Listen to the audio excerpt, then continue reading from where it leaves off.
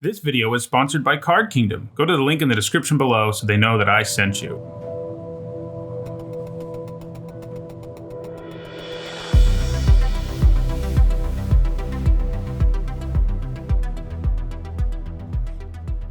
Hello everyone, I'm Own, and today we're concluding with the full set limited review for War of the Spark by looking at all the colorless, multicolored, and land cards.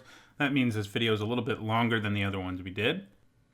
While this is the end of the set review, it is not the end of limited content about War of the Spark. I still have an archetype guide coming out, my list of the 10 biggest bombs in the format, my picks for the best commons and uncommons in the format, and of course, soon to come, draft videos in the format on Magic Online and Magic Arena. In these videos, I use a letter grade system to evaluate the cards. If you want to know what my letter grades mean, there should be a link in the description below taking you to a video that explains all of that. All right, let's get started with our first card, and we're starting with Colorless.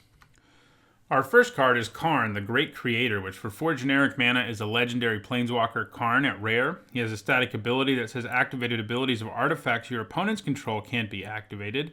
And he has a +1 loyalty ability that says until your next turn, up to one target non-creature artifact becomes an artifact creature with power and toughness, each equal to its converted mana cost. And he has a -2 that says you may choose an artifact card you own from outside the game or in exile, reveal that card, and put it into your hand. So it pains me to say this, because Karn is my all-time favorite Magic character, with Karn the Silver Golem being the first rare card I ever got, but this Karn is unplayable in this format. This set just does not have enough artifacts in it to make this artifact build around Planeswalker worthwhile.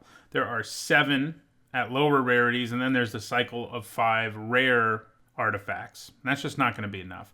I think he was printed more with constructed formats in mind because his ability to make your opponent's artifacts unable to use activated abilities and the ability to do what Karn usually does, it is animate an artifact or let you grab an artifact from your sideboard, just doesn't seem worth the payoff here. I think he's just an F.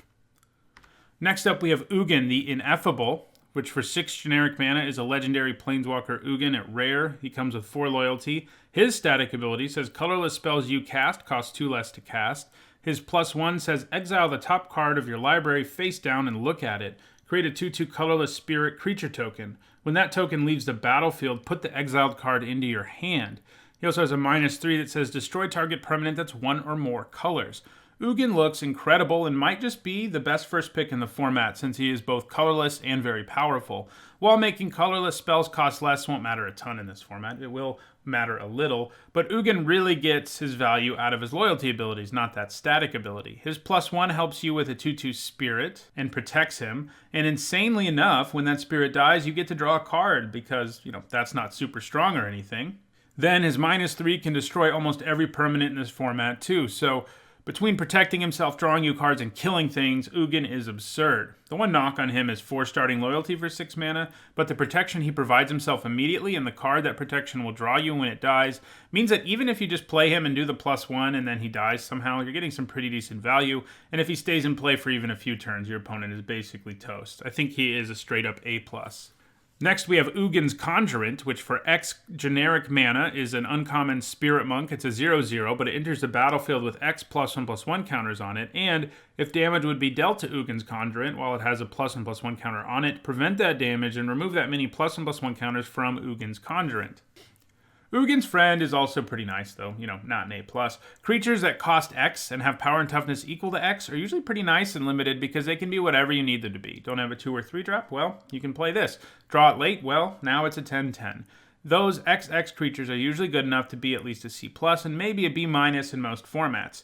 This does come with some other text that I think mostly weakens it, and that is that it can lose those counters. Sure, it prevents damage done to it, but in this case, it doesn't really matter. I feel like this text was mostly meant as a downside. If it didn't have that text, then non-lethal damage done to it wouldn't matter. Now it does matter because it gets smaller if it is chump blocked. That does hold it back a significant amount, but I think the flexibility it brings still keeps it at a C+ for me, but I don't think you want to first pick it. Next, we have Ajani the Great-Hearted, our first gold card. For 2 generic, a green and a white, you get a legendary Ajani Planeswalker at rare. He's got 5 loyalty. His static ability gives all your creatures vigilance. His +1 gains you 3 life. And his -2 puts a counter, +1/+1 counter on each creature you control, and a loyalty counter on each other Planeswalker you control. This is pretty good. Giving your whole team Vigilance is a way to provide a bit of protection for himself. If your creatures can hang back and block and attack, he will be staying in play longer. His +1 isn't anything special, but it can dig you out of some difficult situations provided that you have a way to protect him. His -2 is where the real power is, since he can pump up your entire board. Imagine a 4-mana spell that gave a +1/+1 counter to your whole team and gave them Vigilance until end of turn. That would be pretty good, probably at least a C, and a Johnny is obviously a lot more than that. Using the ability a second time will just be absurd, and yeah, he can also tick up and gain you life when he needs to, and then use it again. Don't mistake a Johnny here for a straight-up bomb, though. His main problem is how reliant he is on you having a decent board state to begin with. Vigilance doesn't matter, and making your creatures bigger doesn't matter if all you have is a single 3/3 in play. Going 2-drop, 3-drop a Johnny would be a pretty nasty thing to start a game with. I think in most board states he will be useful, but he won't always be what you're hoping to draw. Still, he's first pickable, he's a B. Next up, we have Angrath's Rampage, which for a black and a red is an uncommon sorcery, and it says choose one. Target player sacrifices an artifact, target player sacrifices a creature, or target player sacrifices a planeswalker. This is a nice modal card. The planeswalker and creature options are the two you're going to be using the most. There are a few artifacts in this set, but as we've said, not really enough that you'll really be using that effect very often. But between being able to choose Planeswalker or Creature, there will be lots of board states where you can pick an option where your opponent just has to lose their only permanent of that category. Plus it costs 2 mana, so early on you can use it to kill their only creature. In the late game, that sacrifice a creature part does diminish in value some, but the Planeswalker part will still be pretty good in most board states. All in all, I think the flexibility here makes it a C+. Definitely not something you want to start your draft with, though, especially because it's gold, but also because, it's not a perfect card by any stretch. You're not always going to be able to do anything special. Even if it does have all 3 options being relevant, you're not always going to be able to do anything special. Next up, we have Essence Hydra, which for 3, a green, and a blue is a 4/4 Hydra mutant at rare. It's got trample, and when it enters the battlefield, you put a +1/+1 counter on it for each loyalty counter on planeswalkers you control. And it says whenever 1 or more loyalty counters are put on planeswalkers you control, put that many +1/+1 counters on Essence Hydra. So on its own, this is a 5-mana 4/4 Trampler, which is pretty alright. I think it's safe to say that most decks will have 2 to 3 Planeswalkers in this format, so it will frequently be larger, but probably not quite often enough to be amazing. That's why I think I should give this 2 grades. I think in your typical blue-green deck that has 2 or 3 walkers, it's probably a C+, since it will be a 5-mana 4/4 with Trample a significant portion of the time. Granted, if that's your floor, that's not too bad. It comes down huge and gets bigger if you have walkers, but if you only have 2 in your deck, that's nowhere near guaranteed. If you end up with 4 or 5 planeswalkers, then you're going to end up with a much more powerful card. I think it's consistently going to come into play with a couple extra counters on it and gain counters. But keep in mind, the uncommon walkers can only take loyalty counters off of themselves. You can use Proliferate to add counters to them, and that will make the Essence Hydra do its thing. But the rare and mythic planeswalkers are where you can get a lot of value because they all have plus abilities, in which case you're going to get the effect, and Essence Hydra is also going to get larger. Overall, I think this is a B in a deck with enough planeswalkers, and I think overall this is first pickable because it has a very reasonable floor, and at times it'll be pretty insane. Next up, we have Casualties of War, which for 2 generic, 2 black, and 2 green is a rare sorcery that says choose 1 or more. Destroy target artifact, destroy target creature, destroy target enchantment, destroy target land, destroy target planeswalker. So 6 mana to destroy 5 permanents is insane. That's not what this will always do, though. I would guess on average you probably get to destroy somewhere between 2 and 3 permanents with it, and yeah, if you're just getting a creature and a land, you're not exactly pumped about it, but that's not the worst deal for 6 mana. Once you add a 3rd permanent, you're feeling good, and if you do 4 or more, then you're going to be ecstatic. It is obvious this format will have more planeswalkers than your typical format, of course, so that mode will get used probably the most after land and creature. But because of so many planeswalkers, it does seem like there are less playable artifacts than usual, so that mode probably gets used less. This also isn't easy to cast, but still, with all those problems, this has insane upside and a reasonable floor. The only thing that holds it back from getting into the A range, I think, is in first picking this, there's probably only like a 25% chance you actually get to play it because of its difficult mana cost, so I'm going to hold it down to a B. Next up, we have Cruel Celebrant, which for 1 white and 1 black is a 1/2 vampire at uncommon. And whenever it or another creature or planeswalker you control dies, each opponent loses 1 life and you gain 1 life. We've seen a lot of these creatures that drain the opponent for 1 every time something dies, and they're always pretty nice. This one's at 2 mana and will probably perform similarly to Zulaport Cutthroat, which was a pretty great card in its format. I think this could even be better. I think it's a C+, though. Next up, we have Death Sprout, which for 1 generic, 2 black, and a green is an uncommon instant, and it says destroy target creature. Search your library for a basic land card, put it onto the battlefield tapped, then shuffle your library. This is a great card. Between being able to destroy any creature for 4 mana and searching you up a land, I don't see how you cannot first pick this.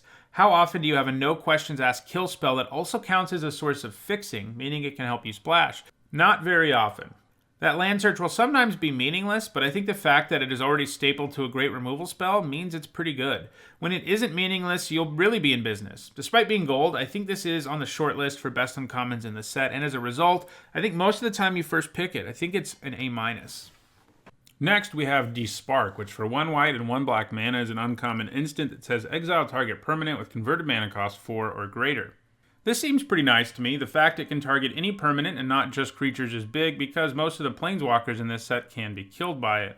While it does bother me a little bit that this spell can't kill small creatures too, I think it will have enough targets to be a good card in your main board, though I don't think it is something I want to first pick most of the time, but maybe it gets close. And if this format ends up being slow, with everyone playing lots of cards that can be targeted by this, it probably does move into first pickable range, but for now, let's say C+. Next up, we have Doe Marie, Anarch of Bolas, which for 1 generic, a green, and a red is a legendary Planeswalker Doe Marie at rare. He enters with 3 loyalty. His static ability gives your whole team +1/+0. He has a +1 that adds red or green, and creature spells you cast this turn can't be countered, and a -2 that says target creature you control fights target creature you don't control.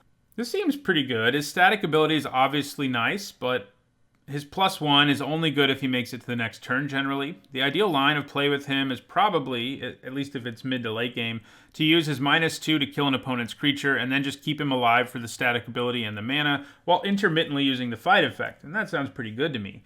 The problem, though, is how easily he can be taken down on that first or second turn, but I think for 3 mana, he's still giving you some decent value. He does really ask you to have creatures in play, so playing him on turn 3 may not be the easiest thing to do.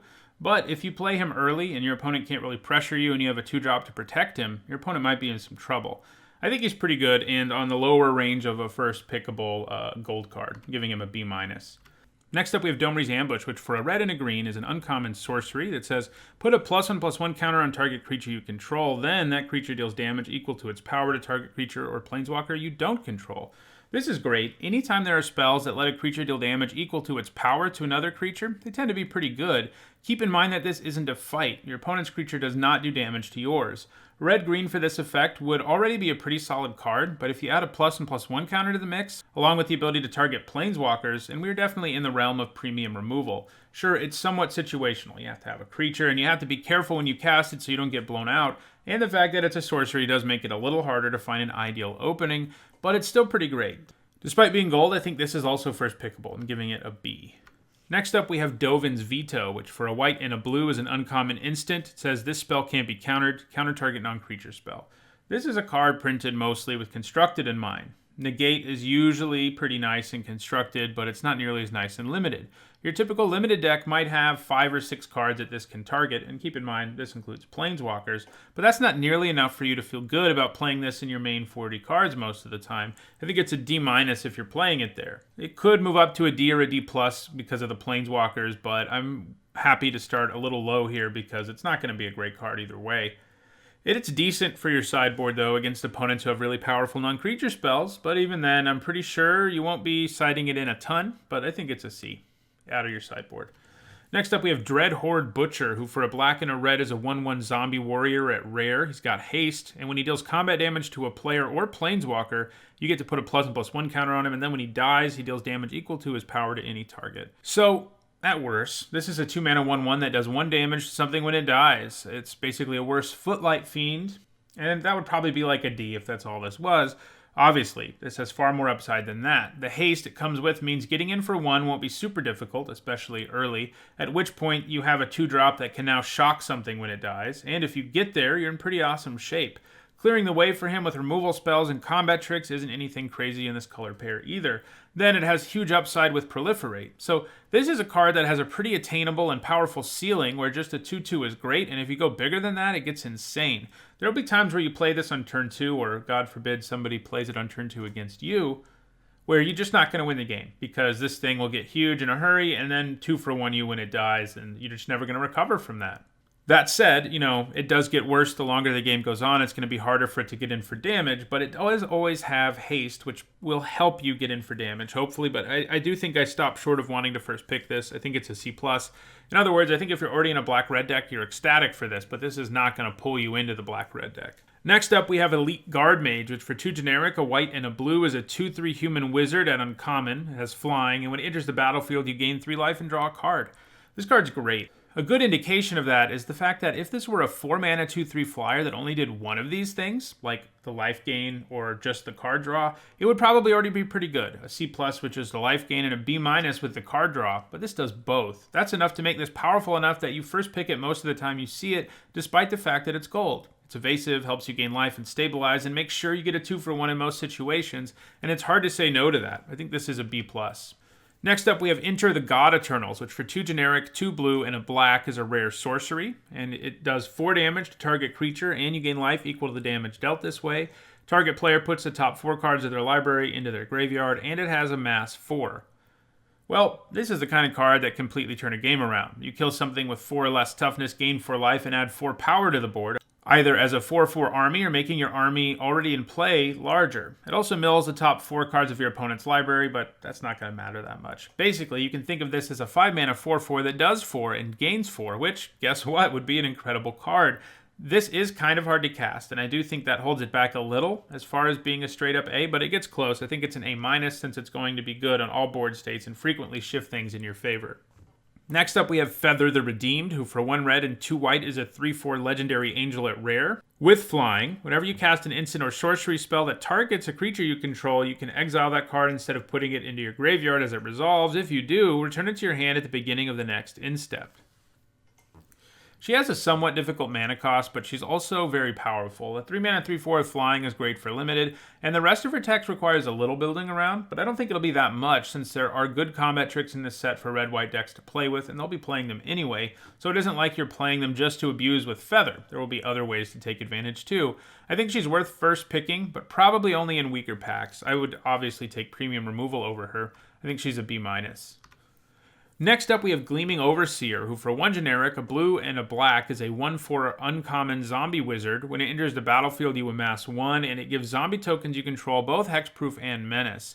So here's a card to pay you off for amassing a massive army on your side of the battlefield. One of the big weaknesses of these army tokens has to be that they can be removed or bounced relatively easy, at which point dumping a bunch of resources into making one huge vanilla creature can feel pretty bad. The other problem they have is they aren't evasive at all, just big, dumb creatures. Well, Gleaming Overseer takes care of that, turning your army into a very difficult-to-kill creature with menace, and it helps add to the fun too, either giving you a 1/1 token or making your army bigger. If we just look at this in a vacuum, as a 3-mana 1/4 that makes a 1/1 with hexproof and menace, or puts a +1/+1 counter on something, I'm already in on this being pretty good, but the fact that this has extra synergy with Amass, which in turn is synergy with Proliferate, is pretty great. I do think this is the kind of card that maybe you pick up after it already looks like you're going to be in an Amass deck, and not the kind of card that pulls you into it, at least not, in a first pick scenario. I think it's a C+.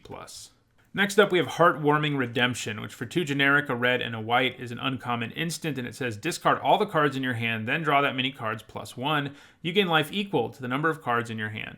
This is kind of a weird card for limited. Red-white is not usually a deck that is holding on to cards for this to be especially good. Now, there are scenarios where it can be good. Let's say you're out of gas and you draw 2 lands in a row and then this. Well, the fact that this can reload your hand and actually give you an extra card is nice, but a lot of the time, it's hard to think of scenarios where casting this is going to work out. You're going to draw it sometimes in top deck mode, and that's going to be awful, and you're going to draw it at other times when you don't really want to discard anything, and that's not going to be that great. Mostly, I think I want to steer clear of it in this format. I'm giving it a D. I think potentially in a world where your red-white deck has stalled out, and then you can cast Heartwarming Redemption, it might seem okay as a way to reload your hand, but for now I'm pretty skeptical, and I'm going to give it that D. Next up, we have Watleys Raptor, which for a green and a white is a 2/3 dinosaur at uncommon. It's got vigilance, and when it enters the battlefield, you proliferate. A 2-mana 2/3 with vigilance is nice, and proliferate is too. That said, this isn't the kind of gold card that is going to really actively pull you into a color pair. It's the kind you'll happily run if you're already looking at a green-white deck. and it will be quite good there, but I think it gets a C+ because I don't think I ever want to first pick it. Next up, we have Invade the City, which for 1 generic, a blue, and a red is an uncommon sorcery. It says amass X, where X is the number of instant and sorcery cards in your graveyard. Obviously, this is a build around. Like spell payoffs in most formats, you're not always going to get enough spells together to make this worth playing. Basically, you're not going to feel like this is worth it unless you can get 3 or more instants and sorceries in your graveyard, and doing that by turn 3 isn't going to happen in Limited, even in decks with lots of instants and sorceries. Sure, it does scale as the game goes on, and sometimes will make a huge army, but hey, an army is still just a huge vanilla creature. Either way, this is definitely a build around, and not one that I'm excited about at this point. I think it's probably an F in your typical deck, but it probably moves up to a C in a deck with lots of instants and sorceries. It'll be a nice role player in those blue-red decks, but I don't think I would count on it as like the key card in my blue-red spells deck, though, it can provide a win condition if you can load up your graveyard enough. Next, we have Leyline Prowler, which for 1 generic, a black and a white, is a 2/3 Nightmare Beast at uncommon with Death Touch and Lifelink, and you can tap it to add 1 mana of any color. So a 3 mana 2/3 with Lifelink and Death Touch is something I'd already be in on. A 3 mana 2/3 that taps to add 1 mana of any color is something I'd already be in on. Those are probably both B-minuses.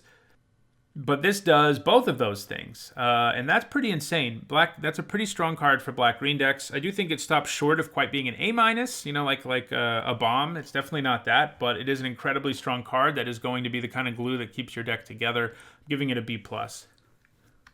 Next, we have Living Twister, which for 2 red and a green is a 2/5 elemental at rare. You can pay 1 generic and a red to discard a land card, and it does 2 damage to any target. And you can pay 1 green to return a tapped land you control to its owner's hand. This is a cool card. I'm always a sucker for Seismic Assault type effects. Cashing in lands to do damage to stuff can be pretty nice and limited.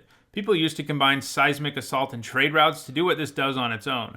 Bounce lands back to your hand and then chuck them at your opponent or their creatures. Sure, it was cheaper to do with trade wins, but being a one-man wrecking crew is pretty insane here. In the early game, it's not going to be the easiest thing to cast, but if you get it down, it has nice stats that pair well with the late game plan of turning all your lands into shocks, because it can be a good defensive creature. I may be a little high on this because it reminds me so much of decks I like to play back in the day, but I'm pretty interested in taking this highly since it can turn out so much damage as a late game mana sink and is serviceable in the early going. I think it's a B-.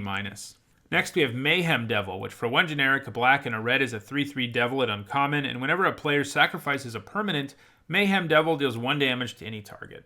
This is a build around, but the good news is that it has reasonable stats even if you can't quite build around it. When you do manage to have ways to sacrifice stuff in your deck, it will be an incredible payoff, as doing 1 to anything can really make effects far more powerful.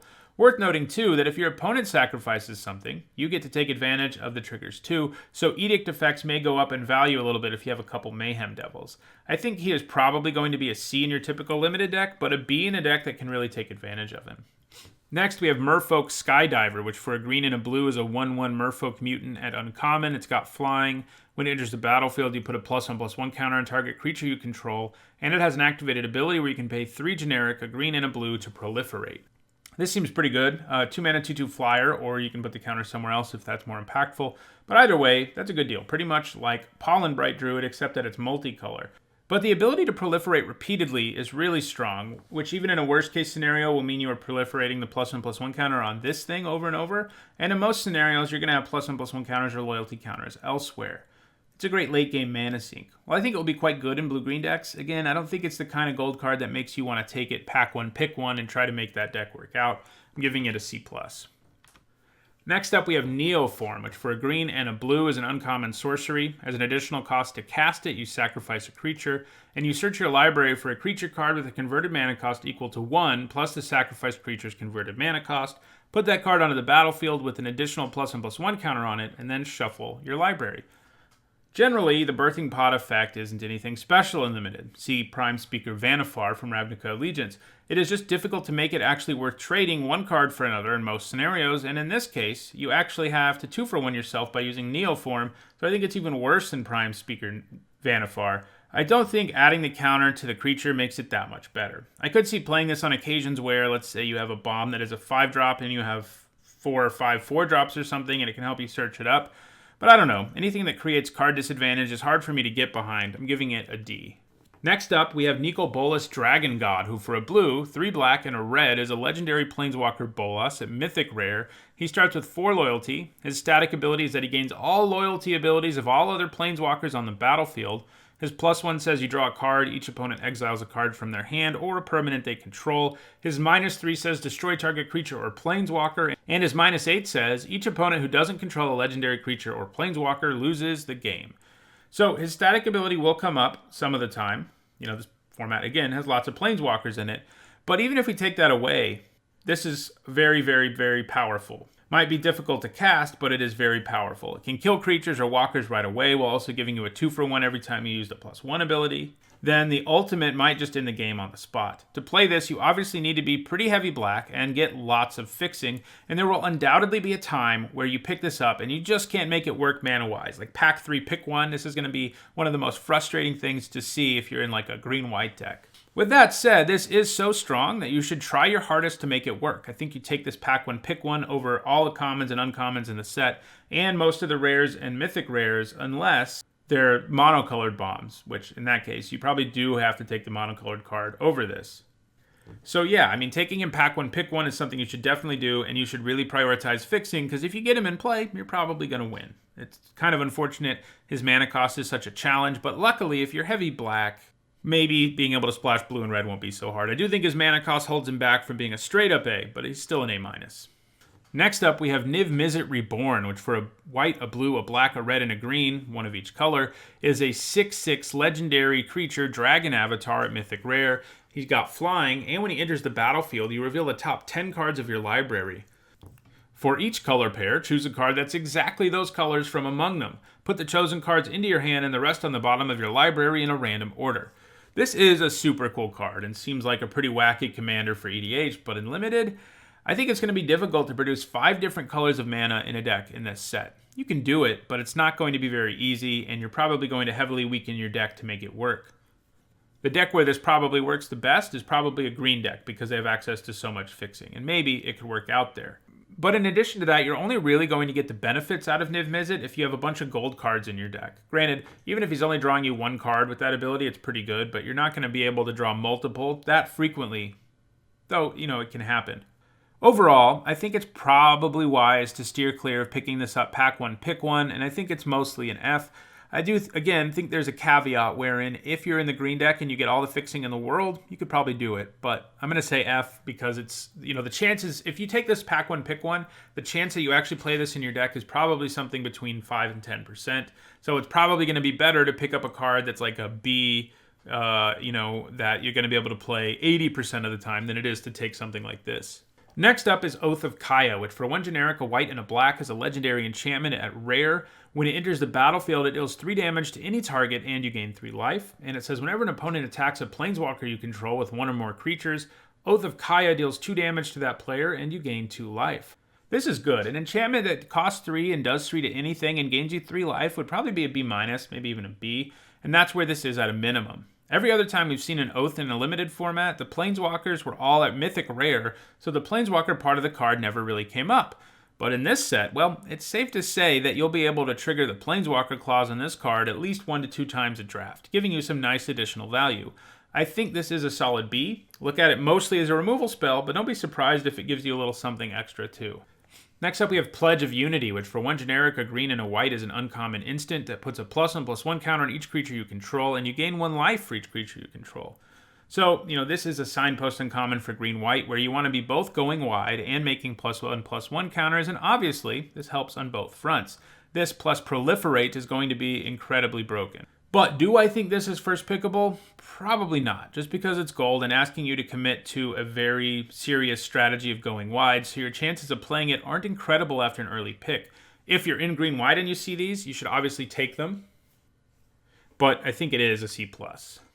Next, we have Rahl, Storm Conduit, who for 2 generic, a blue, and a red has 4 loyalty. He's a legendary planeswalker, Rahl, at rare. His static ability says whenever you cast or copy an instant or sorcery spell, Rahl Storm Conduit deals 1 damage to target opponent or planeswalker. His +2 is a scry 1, and his -2 says whenever you cast your next instant or sorcery spell this turn, copy that spell. You may choose new targets for the copy.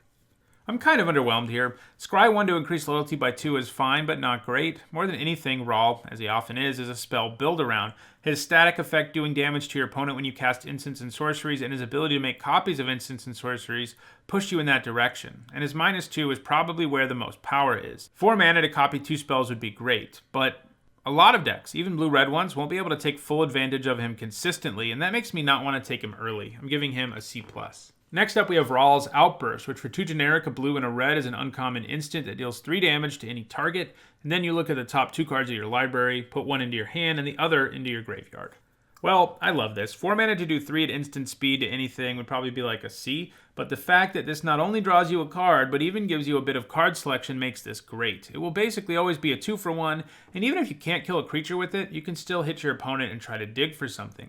I think this is premium removal because it's so frequently a 2-for-1, and I'm giving it a B-. Next up, we have Roalesk, Apex Hybrid, who for 2 generic, 2 green, and a blue is a 4/5 human mutant at Mythic Rare. He's got flying and trample, and when he enters the battlefield, you put 2+1/+1 counters on another target creature you control, and when he dies, you proliferate twice. This is incredibly good. For 5 mana, you get a 4/5 with trample and flying, which would already be a good card, even if the mana requirements aren't the easiest thing ever.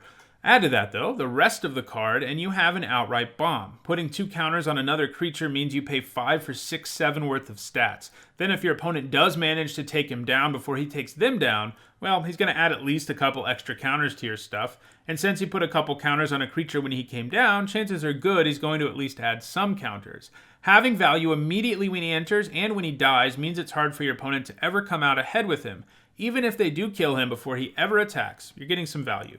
Also, I have a hard time looking at this card's art and not seeing Ravnica's version of a superhero. I don't know if that was intentional, but it is pretty cool.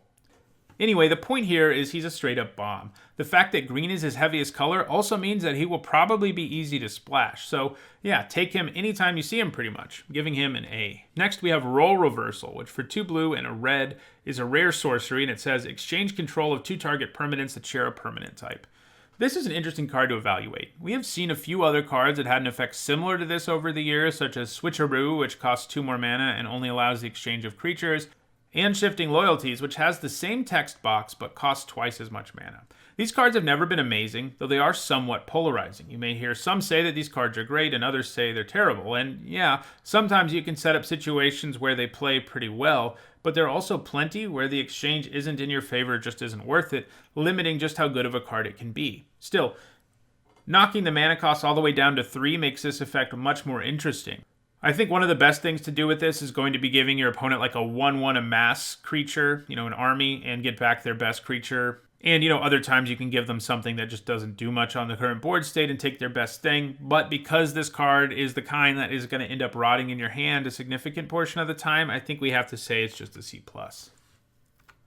Next up, we have Rubble Belt Rioters, which for 1 generic, a green and a red is a 0/4 human berserker at uncommon with haste. And whenever it attacks, it gets +X/+0 until end of turn, where X is the greatest power among creatures you control. I like this okay, but I don't love it. Mostly because on their own, they aren't all that frightening, especially when you have to pay 2 different colors of mana. Heck, even if you played a 2/2 on turn 2, he's not all that scary. Obviously, he does get better the bigger the creatures that you have in play, and the red-green color pair is very interested in high power, and once you get there, this card will be pretty good. So it will be a nice card when you end up in the deck. I guess I'm just saying this isn't the kind of golden common you first pick and try to build around. It just doesn't give you enough incentive to do that. I think it is the kind of gold card you take when you're already in the color pair and feel pretty good about it, though. That makes it a C+. Next up, we have Solar Blaze, which for 2 generic, a red and a white is a rare sorcery, and it says each creature deals damage to itself equal to its power. This kind of card is always weird because how good it is depends on how power and toughness are distributed in this format. Overall, most creatures kill themselves when they do damage to themselves equal to their power, but not all of them do. But how often does a red-white deck really want an effect like this? Red-white is all about aggro, so this is likely going to kill your whole deck too, so it is probably better as a splash in a more controlling deck. But this is a hard one to figure out. There will be times where it just doesn't do anything or not enough for how much mana you're paying, but I think it'll do stuff frequently enough that it is a C+. Next up, we have Sorin, Vengeful Bloodlord, who for 2 generic, a black and a white, comes into play with 4 loyalty. He's a legendary planeswalker Sorin at rare. His static ability says as long as it's your turn, creatures and planeswalkers you control have lifelink. He He has a +2 that says he does 1 damage to target player or a planeswalker. He also has a -X that says return target creature card with converted mana cost X from your graveyard to the battlefield. That creature is a vampire in addition to its other types. So he seems good, but not great. The fact he gives lifelink to your stuff is obviously really good, as that keyword often makes it impossible for your opponent to race you. It is also nice that he gives lifelink to himself, so his +2 effect actually gains you a life as well as doing a damage. His -X effect can protect him, but he is asking for a little bit of help to really excel. He won't dominate the game on his own. You're going to need a decent board state, and he'll make it easier for you to win once you have one, that's for sure. I think he's in the lower tier of first pickable, which makes him a B-. Next up, we have Soul Diviner, who for a blue and a black is a 2/3 zombie wizard at rare. You can tap it and remove a counter from an artifact, creature, land, or planeswalker you control to draw a card. This is a build around, but a really strong one with a reasonable floor. This set is absolutely loaded with +1/+1 counters, loyalty counters, proliferate, meaning even more counters. Being able to turn counters into cards is a great deal. +1/+1 counters are nice, sure, but not usually worth a whole card. Same with loyalty counters in most cases. So being able to turn them into that is very strong. On top of all that, the Diviner is a 2-mana 2/3, which obviously holds up pretty well on the vanilla test. I think your average blue-black deck in this format probably has 4 to 5 cards that put a counter somewhere, and even if this only draws you the 1 card, you're going to feel pretty good. Once you start doing more than that and have tons and tons of cards that interact with +1/+1 counters, I think this is really good. But I think it's a B overall. You should definitely first pick it most of the time. Next up, we have Storin, Devkarin Lich, who for 1 generic, 2 black, and a green is a 5/4 zombie elf wizard at rare. It's got trample, and when it deals combat damage to a player or planeswalker, return to your hand target creature or planeswalker card in your graveyard that wasn't put there this combat. Well, this is a creature that kills it on the vanilla test and has a powerful ability. Even if you just attack with this once and your opponent trades a 4/4 for it or something and you still get in for 1, the fact you also get a creature or planeswalker back is great and means you're probably getting a 2-for-1. There will be other board states where your opponent just can't stop it and the game will snowball out of control for your opponent. Either way, the card's really good, despite somewhat difficult mana requirements, and I think it's a B+. You first pick it most of the time you see it. Next up, we have Tamio, Collector of Tales, who for 2 generic, a green, and a blue, comes into play with 5 loyalty. She's a legendary planeswalker, Tamio, at rare. And she says, spells and abilities your opponents control can't cause you to discard cards or sacrifice permanents. Her +1 says, choose a non-land card name, then reveal the top 4 cards of your library. Put all cards with the chosen name from among them into your hand, and the rest into your graveyard. She has a -3 that says, return target card from your graveyard to your hand. She does not seem that good in Limited. Her static ability will come up on rare occasions, and her +1 is going to be difficult to get cards out of in this format, where you mostly have 1-ofs. She does combo well with Scry, but yeah, her +1 does synergize with her -3 as well, and that it can stalk your graveyard, and then you can use the -3 to get back something that ended up there. I think the plan with her, to get the most value, is to play her and use her +1 to get to 6 loyalty, and be super thankful if you actually get a card out of it. Then the next 2 turns you can use her -3, and in the end this will net you a 2-for-1 and a 3-for-1 if you're really lucky with the +1. That said, she has no good ways to protect herself, so hoping she sticks around to do all of that for you might be wishful thinking. She will draw the opponent into attacking her, since they won't want you to get stuff back from your graveyard, but still, I think she's just a solid playable for Limited and not much more.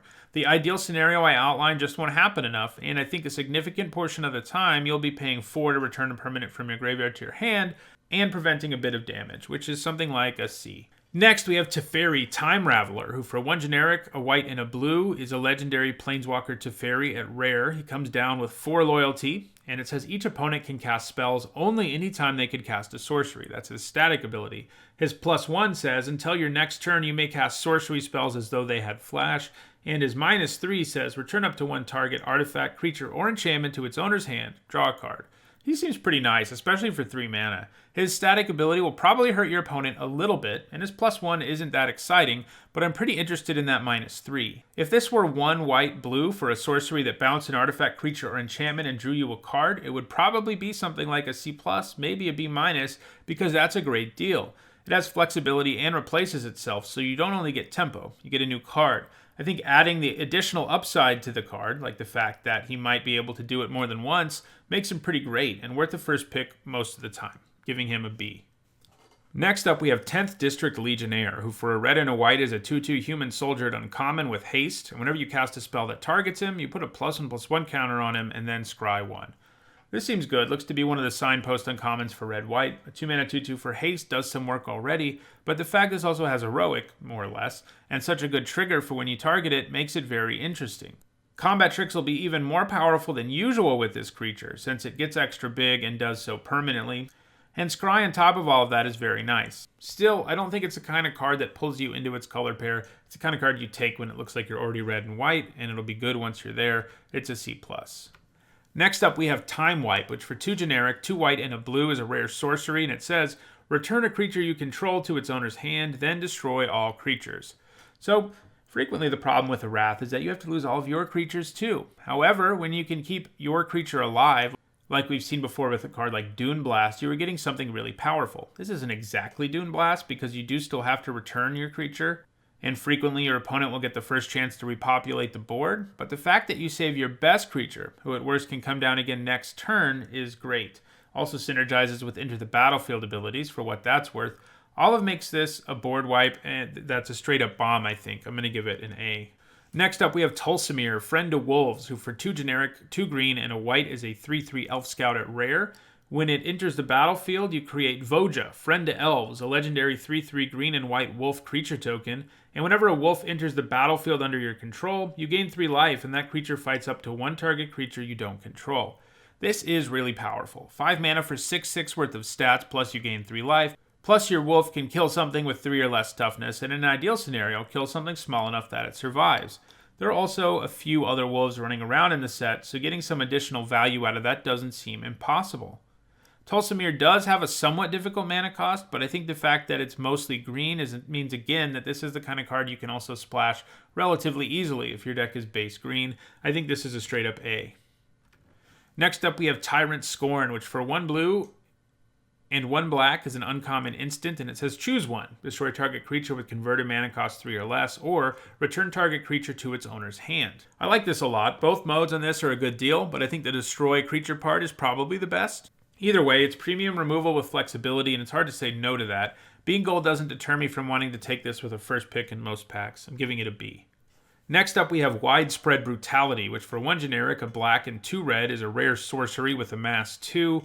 Then the army you amass deals damage to its power to each non-army creature. So this is an amass payoff. This can do a couple of different things. Sometimes this will let you pay 4 to put a 2/2 on the battlefield and kill all the small creatures, and sometimes that'll be fine. Other times, though, you'll already have an army in play, and you can do even more damage to the board. If you can get this up to 3 or 4, you'll probably be in some serious business, especially because if the creature was already in play that got amassed, you can then bash in with it after all the other creatures on the board die. Even on its own, 4 mana for a 2/2 that does 2 to the whole board is kind of attractive, though somewhat situational. One thing it doesn't have going for it is its somewhat difficult mana cost. Even with lots of fixing, hitting the double red on this will be hard, and will make it difficult to splash, and that definitely matters. I think overall this is probably a C+, but it looks like it might be one of the better payoffs for going crazy with the mass. Alright, now we're moving into hybrid cards, which includes a bunch of uncommon planeswalkers, and the first of them is Angrath, Captain of Chaos, who costs 2 generic and then 2 hybrid black-red mana. He's a legendary planeswalker, Angrath, uncommon. His static ability gives everything you control menace, and his -2 is does amass 2. So menace to your team for 4 mana wouldn't be that good, but I feel like you'll feel alright if you can use the loyalty ability twice to get a 4/4 out of the deal as well. But the chances of doing that aren't awesome. I think sometimes you're going to be doing the amass 2 just to block and then amass 2 again, which isn't bad, but it's not incredible either. I think it's just a solid playable and a C. Next we have Ashe Oak Dreamrender, who's 1 generic and 2 blue-black hybrid mana. Legendary planeswalker, Ashe Oak at uncommon with 5 loyalty. Their static ability says spells and abilities your opponents control can't cause their controller to search their library. And their loyalty ability is a -1. Target player puts the top 4 cards of their library into their graveyard, then exile each opponent's graveyard. So I don't think this Ashe Oak is worth playing in your main 40 cards in Limited. I get the allure some people see here, the fact that Ashe Oak can mill 20 cards, right? Well, sure. But milling 20 cards doesn't actually matter all that much until your opponent is out of cards. I know that sounds obvious, but I think people think a little too positively about mill strategies because you're doing nothing until that last card is milled. You're not impacting the board. You're not doing anything. The cards you mill are random, so you can't think of it as taking away your opponent's best cards. Sure, that can happen, but it's just as likely you help them draw their best cards by thinning out their deck. If this format ends up being super slow, which I guess I could see, Ashe Oak may be something like a C- in a main board as a control deck win condition, but I'm going to start Ashe Oak at F for now. That said, I do think Ashe Oak has some sideboard viability. If opponents have multiple ways of searching their libraries and or multiple graveyard stuff going on, Ashe Oak actually becomes a real card. Because now those library searching cards and graveyard cards become blank or at least substantially weaker. I think that means Ashe Oak is something like a C+ as a sideboard card. Next, we have Dovin, Hand of Control, who costs 2 generic and a white-blue hybrid mana. He's an uncommon planeswalker Dovin who comes into play with 5 loyalty. His static ability says, artifact, instant, and sorcery spells your opponent's cast cost 1 more to cast. He has a minus loyalty ability, -1. Until your next turn, prevent all damage that would be dealt to and dealt by target permanent and opponent controls. So he kind of provides a hate bear effect, making some of your opponent's stuff cost more. Unfortunately, there are lots of games where that effect won't make much of a difference, since most decks don't run that many cards in those 3 categories. I wish they'd included planeswalkers in the list. His loyalty ability might be a nice way to slow down the game for control decks and can help you find answers, but mostly, he seems like he's a mediocre fog effect to me. I'm not sure I'm interested. I'm going to start him at D. Next up, we have Watleys, the Sun's Heart, who for 2 generic and a green-white hybrid mana is a legendary planeswalker Watleys at uncommon. She comes down with 7 loyalty, and each creature you control assigns combat damage equal to its toughness rather than its power. That is her static ability. And her -3 loyalty ability says you gain life equal to the greatest toughness among creatures you control. So, Watleys is a high toughness build-around, I guess. She starts with some really high loyalty, but the fact that her loyalty ability is a -3 instead of a -2 does hurt because, frankly, the ability is not all that good. Making it a -2 wouldn't have made her insane or anything. Mostly, I think you're only going to play Watleys if you look at your deck and realize like half your creatures have higher power than toughness. Otherwise, you need to steer clear. In other words, I think she's a straight F in most decks in this format, but probably a C as a build-around if your deck is loaded with big butts. Next up, we have Kaya, Bane of the Dead, who costs 3 generic and 3 black-white hybrid mana. She's an uncommon planeswalker. Kaya, she comes down with 7 loyalty. Her static ability says your opponents and permanents your opponents control with hexproof can be the target of spells and abilities you control as though they didn't have hexproof. And her minus ability is -3, exile target creature. This is a good uncommon planeswalker. She doesn't do anything fancy, and her static ability will basically always be irrelevant. But at worst, you pay 6 mana to permanently kill any creature. That's not a great card. We just had Consigned to Pit and Ravnica Allegiance, which was about a C, and it came up with some additional upside of doing 2 damage. However, I think a good chunk of the time, Kaya will take down 2 creatures. Then if you find a way to proliferate, maybe she does it a 3rd time. I think all of that makes her a B- and worth first picking. Next up, we have Kiora, Behemoth Beckoner, who for 2 generic and a green-blue hybrid mana comes down with 7 loyalty. She's a legendary planeswalker Kiora at uncommon, and her static ability says whenever a creature with power 4 or greater enters the battlefield under your control, draw a card, and she has a -1 that says untap target permanent. So she's all about playing big dudes. Her static ability pays you off for doing so, and her -1 ability can help you ramp. Worth noting, also, that her -1 may help you protect her because it can let you untap a creature to block. Kiora is the kind of planeswalker in this set that we can sort of compare to an enchantment, which isn't perfect because there are some advantages and disadvantages over enchantments, but I think that's a good place to start. So an enchantment with her static ability alone is often playable already as a build-around, where you need like 7 or more creatures with 4 or more power. I think the additional value she can give you by untapping permanents, especially lands, makes her pretty solid in just about any deck, though nothing special. I think I want to give her a C- in your typical limited deck in the format, and a B- in a deck loaded with big guys to ramp into. Next up is Nahiri, Storm of Stone, who for 2 generic and 2 red-white hybrid mana is a legendary planeswalker Nahiri at uncommon. And her static ability says, as long as it's your turn, creatures you control have first strike, and equip abilities you activate cost 1 less to activate. There's basically no equipment in this format, so part of that ability won't matter, but hey. Her -X says, Nahiri, Storm of Stone deals X damage to target tapped creature. So I think this is a great uncommon planeswalker. Her static ability, the half that gives you first strike, is pretty nice, even though there's no equipment. But her value comes most from the fact that she's also a good removal spell. For 4 mana, she can take down tapped creatures with up to 6 toughness, and sure, killing something that is tapped usually means it hit you first, and that's never great, but when it comes with the additional upside of perhaps being able to kill 2 or 3 creatures and first strike for your whole team, that seems like a pretty good card to me. I'm giving her a B. I think she's first pickable most of the time. Next, we have Saheeli, Sublime Artificer, who for 1 generic and 2 blue-red hybrid mana is an uncommon Saheeli Planeswalker with 5 loyalty when she comes down. Her static ability says whenever you cast a non-creature spell, create a 1/1 colorless servo artifact creature token. And her -2 says target artifact you control becomes a copy of another target artifact or creature you control until end of turn, except it's an artifact in addition to its other types. So, a 3 mana enchantment, let's say, that makes a 1/1 servo every time you play a non-creature spell would be a pretty nice build-around. Obviously, this isn't exactly an enchantment, since again, opponents can attack and kill her, but hey, she has servos who can protect her. Then, her loyalty ability synergizes pretty well. Once you have a servo token, you can make that servo token into a copy of your best creature, and sometimes it's going to be completely backbreaking. However, she is obviously a build-around. You're not going to really want to play her if all you have are 5 non-creature spells. I think you need 7 or more. 10's probably ideal. And then she's going to be a pretty great win condition. She can churn out servos, and then you can make one of them a turn at least a couple times into a copy of whatever your best creature is, and she can just win you the game that way. That's why I think I need to give her a build-around grade, though, because I think she's probably like a D+ in a deck with 4 or 5 non-creature spells, but she's probably all the way up to a B in a deck that can really take advantage of her.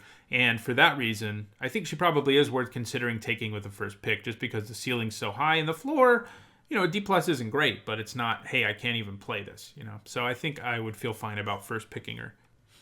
Next up, we have Samut, Tyrant Smasher, which for 2 generic and 2 red-green hybrid mana is a legendary planeswalker Samut at uncommon. She has 5 loyalty when she comes down. Her static ability says creatures you control have haste, and her -1 says target creature gets +2/+1 and gains haste until end of turn, scry 1. So she seems alright. I mean, the ability to give your whole team haste for 4 mana isn't the greatest, but when it's also attached to a creature who can potentially, up to 5 times, pump your other creatures and scry 1 every time, that's pretty nice. And it may seem kind of weird that she says creatures you control have haste and her ability gives things haste, but I think they did that so that if she uses her last loyalty and dies, that creature still has haste. I mean, that's really the only time that's going to come up. I guess potentially if you pump something and then your opponent kills her, the thing also still has haste. Overall, though, I think only the most aggressive decks are really going to want this, and I don't think she's incredible. I think she's just a solid playable, giving her a C. Next up, we have Vraska, Swarm's Eminence, which for 2 generic and black-green Golgari mana is an uncommon Vraska that comes into play with 5 loyalty. Her static ability says, whenever a creature you control with Death Touch deals damage to a player or planeswalker, put a +1/+1 counter on that creature.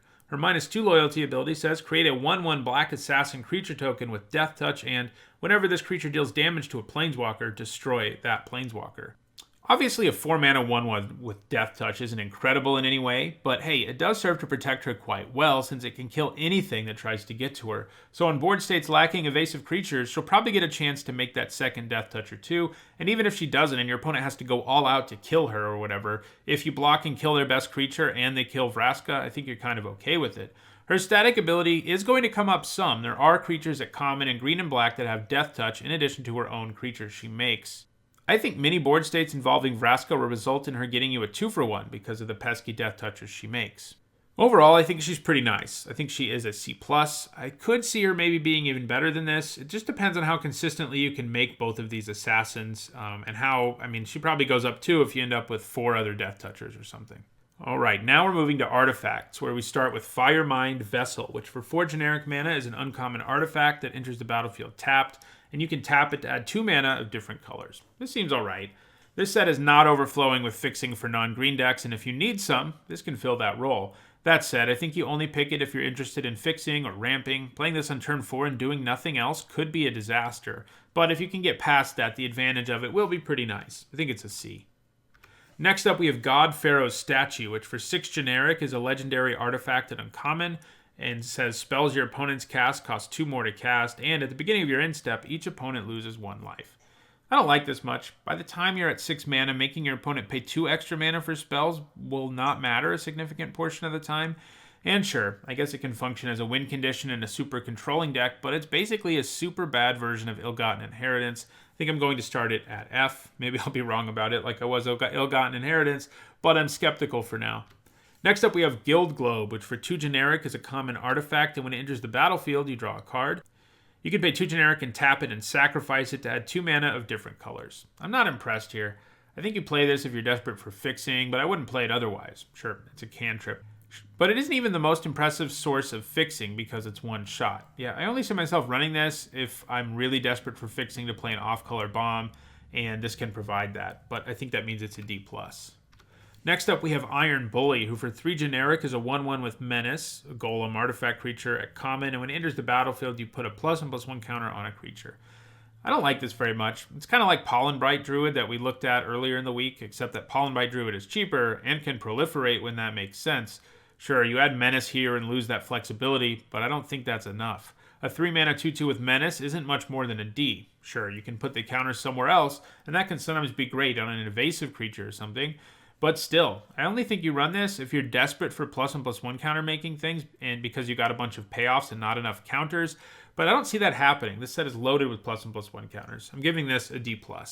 Next up, we have Mana Geode, which for 3 generic is an artifact at common. When it enters the battlefield, you scry 1, and it can tap to add 1 mana of any color. This is fixing I'm interested in. While it doesn't cantrip, adding scry 1 is nice, and it is a repeatable source of fixing and ramps you.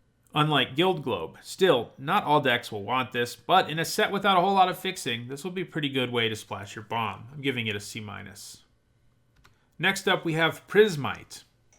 Or Prismite, I don't know. Prism is in there, wordplay. But for 2 generic, it's a 2/1 golem artifact creature at common, and you can pay 2 generic to add 1 mana of any color. I don't like this. It's not very good at either thing it does. A 2-mana 2/1 isn't that good, and paying 2 mana to produce mana of any color isn't so good either. If this is a source of fixing you're counting on, keep in mind that it effectively makes whatever you are splashing cost an additional mana. Either of those effects on its own would probably be a D-. Now, both combined together does give you a better card, mostly just because it is more likely you are desperate for one of the things it offers, a 2-drop or mana fixing. Still, it's just a D. You'll only play it when you're in desperate need of either of those things. Next, we have Saheeli's Silverwing, which for 4 generic is a 2/3 Drake at common. It's got flying, and when it enters the battlefield, you look at the top card of target opponent's library, and it's an artifact, obviously enough. I don't think I'm interested in this. There doesn't seem to be enough of an artifact sub-theme in this set that you want to play subpar cards just because they're artifacts, and that's what this is. 4 mana for a 2/3 flyer is not a good rate, and the enter the battlefield ability is not very relevant. It gives you some minor information, but that's not enough to overcome these bad stats. I'm giving it a D. Now we're moving to lands, where we start with Blast Zone, a rare land that enters the battlefield with a charge counter on it. You can tap it to add Colorless, and you can pay 2x and tap it to put X charge counters on Blast Zone. Then you can pay 3 and tap it and sacrifice it to destroy each non-land permanent with converted mana cost equal to the number of charge counters on Blast Zone. This is a really good non-basic land. It's slow and your opponent can kind of see it coming, but I'm not sure that matters. Having a land that can go right along, producing you much needed mana in the early game, then in the late game can be used to take a targeted strike against cards with a specific mana cost, seems pretty good to me. I think that this is such a good land that even running it as an 18th land so that your mana isn't compromised at all probably isn't a bad idea, since unlike your other 17 lands, this one turns into a removal spell in the late game. I don't see why anyone would ever not run this. Worst case scenario, it produces some mana. Best case scenario, it helps you kill 1 or 2 of your opponent's permanents. It also gets a little better in a world of proliferate, since you can add charge counters to it with those effects, and not have to pay as much mana to get it online to kill whatever you want to kill. I think this is first pickable in some packs. I'm giving it a B-. Next, we have Emergence Zone, which is an uncommon land. You can tap it to add Colorless, and you can pay 1 and sack it to cast spells this turn as though they had flash. I think this is an alright non-basic land. It's no Blast Zone. And lands that only produce Colorless have to do something pretty nice to be playable because they make your mana worse, like Blast Zone does. I do think Emergency Zone does enough for that to happen. I think you'll generally get the most value out of it by flashing a creature into play to eat one of your opponents, and I recommend paying attention to your opponent's lands in this format and take into account whether or not they have Emergence Zone because they may be about to ambush you. Being able to play sorceries and planeswalkers at instant speed doesn't hurt either. I do think you probably need a pretty stable mana base to fit this in, but I think most of the time playing one of these is fine. I'm giving it a C. Next up, we have Gateway Plaza, which we've seen a lot of lately. It's a land, a gate at common, and it enters the battlefield tapped. When it enters, you have to sack it unless you pay 1, and it adds 1 mana of any color. Gates don't matter at all in this format, which is kind of refreshing after Ravnica Allegiance, so the upside for that subtype doesn't matter here. Basically, you'll be playing this if you need fixing. It's okay at doing that, even if it does slow you down a bit early when you play it. I'm giving it a C-. Next up is InterPlanar Beacon, an uncommon land that says whenever you cast a Planeswalker spell, you gain 1 life. It can tap to add colorless, and you can pay 1 and tap it to add 2 mana of different colors. Spend this mana only to cast Planeswalker spells. This isn't great. Filter lands are always only worth playing if you're utterly desperate to splash something. This is better than your typical filter land in that it actually gives you 2 mana as you tap 2 lands for it, counting the beacon, I mean. However, you can only use it for Planeswalkers. And yeah, it can gain you some life, but even in a set with 36 Planeswalkers, you're only going to play this if you have some super bomby Planeswalkers, maybe 2 of them, and you need to splash them, in which case I think you do play it, and so it's not unplayable, but I think the vast majority of the time it's not right to play it, and that makes it a D. Next up, we have Karns Bastion, which is a rare land. You can tap it to add colorless, and you can pay 4 generic and tap it to proliferate. Like Blast Zone, I think Karns Bastion is such a good land that you may want to run it as an 18th land if you don't want to compromise your mana base, because it serves such a great purpose in the later part of the game. So basically all the colors in this set have a way to take advantage of proliferate. There's +1/+1 counters around, there's amass creatures with +1/+1 counters around, and there are planeswalkers. So it's not like this is super build-aroundy, because enough of the time your deck will end up being able to proliferate and take advantage of this. Repeatable sources of proliferate, especially if you have several things in play with counters, can get really obnoxious in a hurry. And I think because every deck is going to have at least a few things that proliferate matters for, that taking this first pick in some weaker packs is probably an okay thing to do. I think most of the time you'll end up playing it, and there will be times where, a game is stalled out or it's the late game and you can pump a bunch of mana into this and that'll help you win the game. I'm giving it a B-. Next up, we have our final land and our final card in this set review, and that is Mobilized District. It's a rare land. You can tap it to add colorless, and you can pay 4 generic, and it becomes a 3/3 citizen creature with vigilance until end of turn, and it's still a land. The ability costs 1 less to activate for each legendary creature and planeswalker you control. I am always a fan of creature lands. They can catch an opponent off guard. They dodge most sorcery speed removal unless you use it to block, and then your opponent kills it in the second main phase. And the fact that it's a land that can become part of your actual board is great. Like these other couple non-basic lands we saw, like Karns Bastion and Blast Zone, this is another one that, despite producing colorless mana, I think does enough that you end up playing it pretty happily in your deck, even if it does compromise your mana a little bit. And the fact that it gets cheaper if you have legendary planeswalkers or creatures in play, like paying 3 for this isn't going to be a pipe dream. That's going to happen pretty significantly. And it's just nice that it adds more damage to your board. It can block in a pinch. It's just nice to have a land that can do all this stuff. I don't think it's quite as good as Karns Bastion or Blast Zone, though I could end up being wrong, but I do think it's a C+. You don't really want to first pick it, but if you see one like 4th or 5th pick, it's not a bad pickup. Well, that does it for the whole set review. However, I'll be back tomorrow with my archetype guide, where I talk about every color pair and what they're trying to do in this format, the synergies that exist, etc. If you enjoyed this video, don't forget to like it and share it so that others can enjoy it too. If you want to make sure you catch the rest of my War of the Spark content, which includes this archetype guide, draft videos, and so forth, don't forget to subscribe. Thanks for watching.